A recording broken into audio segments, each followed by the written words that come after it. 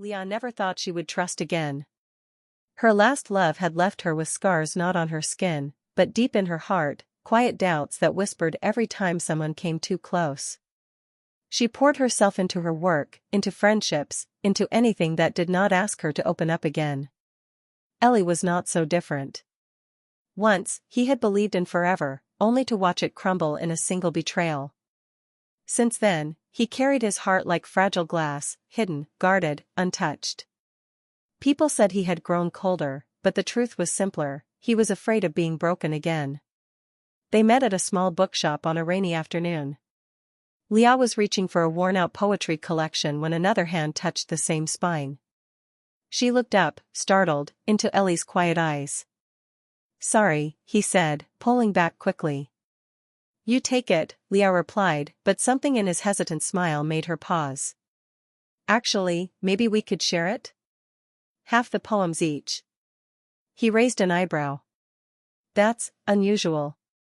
She laughed, the first real laugh she'd allowed herself in months. "So am I." From that small moment, something began. They started meeting at the cafe next to the bookshop, trading lines of poetry and fragments of their pasts. Slowly, carefully, like learning to walk again after falling, they stitched trust into each conversation. But the shadows of betrayal lingered. Leah sometimes pulled away, her voice tight with doubt.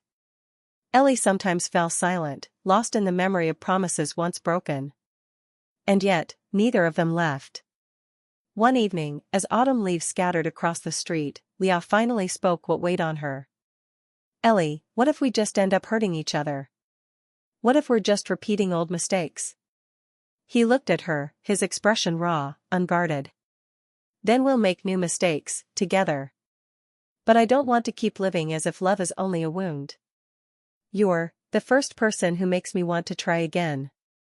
Her eyes softened, and for the first time, she felt the heavy walls inside her begin to crumble. She reached for his hand, warm, steady, waiting. And in that simple touch, both of them understood, love was not about never being hurt. It was about finding someone who made the risk worth taking again. So Leah and Elli began their second chance, not perfect, not easy, but real. And sometimes, that was more than enough.